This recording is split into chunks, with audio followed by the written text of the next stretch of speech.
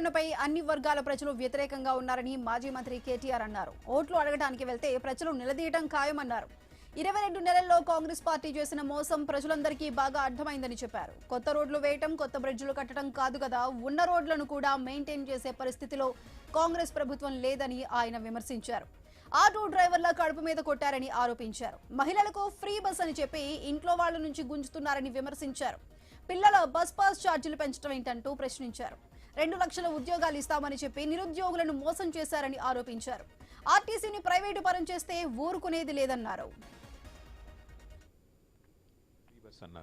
చూస్తే మరి భర్తకు డబుల్ రేటు, అట్లాగే పిల్లల బస్ పాస్ ఛార్జీలు కూడా పెంచి ఇవాళ మొత్తంగా చూసినట్టయితే మరి 10 రూపాయలు లాభం చేసినట్టే చేసి 20 రూపాయలు నష్టం చేస్తున్నది ఒక్కో కుటుంబానికి కాంగ్రెస్ ప్రభుత్వం.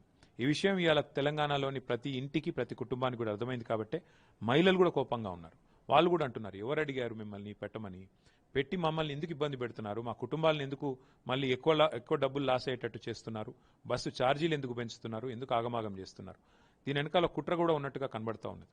నిన్నగాక మొన్న ఆర్టీసీ కార్గో వ్యవస్థను మొత్తం ప్రైవేట్ పరం చేసినారు.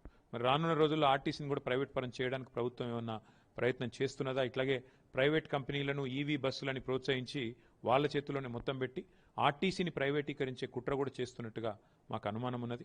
ఆర్టీసీ సంఘాల వాళ్ళు కూడా వచ్చి కలుస్తామా అని చెప్పి వాడు కూడా పంపుతా ఉన్నారు.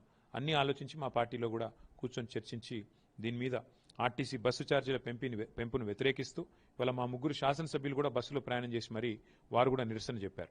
అట్లాగే మా పార్టీ దీని నిరసన కార్యక్రమాలను కూడా ఇంకా ముందుకు తీసుకొని పోతుంది. తగ్గించేదాకా పెంచిన బస్ ఛార్జీలను మా పార్టీ కొట్లాడుతూనే ఉంటుందని చెప్పి ప్రజలకు తెలియజేస్తాం. జూబ్లీహిల్స్ ఉప ఎన్నికలో ప్రజలే కాంగ్రెస్ పార్టీకి తగిన బుద్ధి చెప్తారని మాజీ మంత్రి కేటీఆర్ అన్నారు.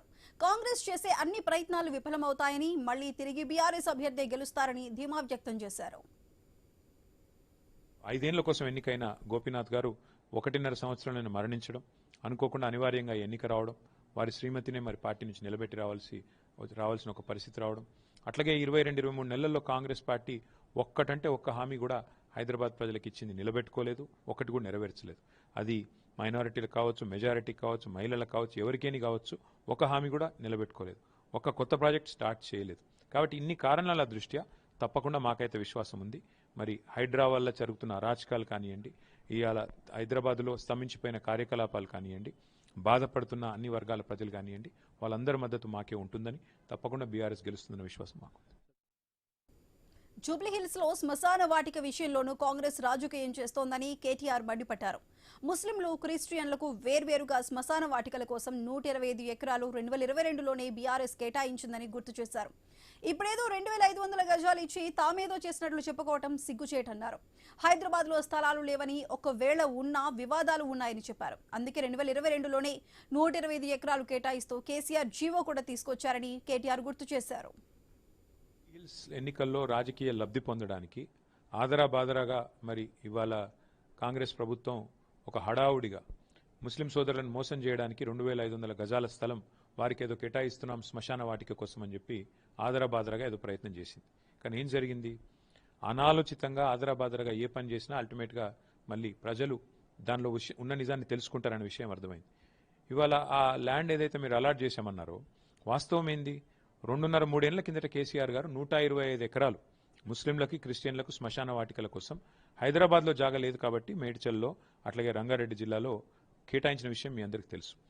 అవన్నీ కాదని కేవలం 2500 గజాలతోనే మరి ముస్లిం సోదరుల మనసు గెలుచుకుందామనే ఒక దుర్మార్గమైన దురాలోచనతో కాంగ్రెస్ ఏదైతే ప్రయత్నం చేసిందో అక్కడ ఈరోజు ఇచ్చినట్టే ఇచ్చి మళ్ళీ వెనుకకు తీసుకునే వరకు అక్కడ ఆర్మీ వాళ్ళు వచ్చి ఈ ల్యాండ్ మాది అని గొడవ పెట్టి మొత్తానికి ఇది కాంగ్రెస్ మోసానికి ఒక ప్రతీకగా, కాంగ్రెస్ ఒక చేత్తో ఇచ్చి ఇంకో చేత్తో తీసుకుంటుంది అనే దానికి ప్రతీకగా కనబడతా ఉన్నది.